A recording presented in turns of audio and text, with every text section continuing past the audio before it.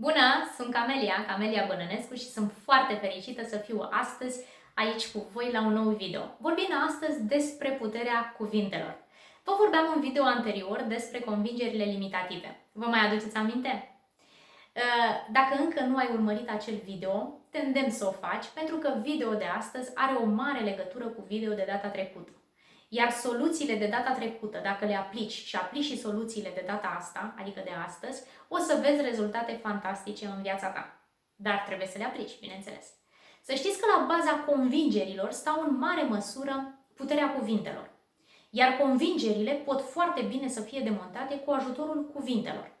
Sunt sigură că fiecare dintre noi, de-a lungul vieții, am întâlnit atât persoane prăpăstioase, care gândeau totul negativ și vedeau totul negativ, dar și persoane pozitive cu un entuziasm aparte. Tu cu care te-ai simțit mai bine să socializezi, cu care ți-a plăcut mai mult să stai în contact? Mie, bineînțeles, cu cele pozitive.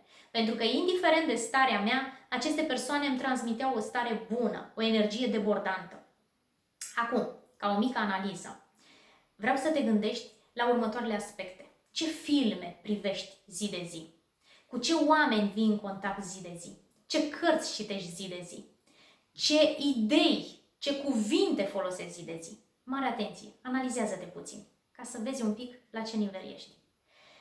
Soluția mea pentru tine este următoarea. Trezește uriașul din tine și găsește acele cuvinte sau antrenează acele cuvinte zilnic care să-ți crească energia, care să te ducă la alt nivel, astfel încât tu să prosperi. Folosește zilnic un dialog intern pozitiv cu tine, iar ca o mică provocare, chiar vreau să-ți lansez această provocare astăzi, în video de astăzi, pentru că sunt sigură că dacă fac acest lucru, te va mobiliza un pic mai mult, și anume, provocarea mea pentru tine astăzi este următoarea.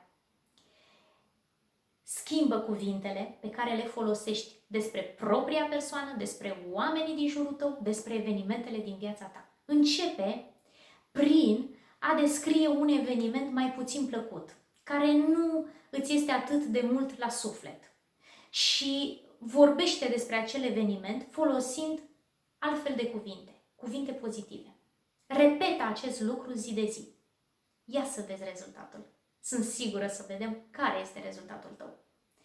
La mine a fost un rezultat fantastic, o creștere nemaipomenită și de aceea îți spun și ție, aplică, aplică, aplică. Eu am aplicat deja și la mine a dat randamente fantastice și dacă la mine a dat randamente și la mine a funcționat, cu siguranță funcționează și la tine. Stai cu ochii pe canalul meu de YouTube și urmărește toate materialele, dacă vrei să te dezvolți și dacă vrei să te duci la alt nivel. Până data viitoare, nu uita, măreția chiar este în tine.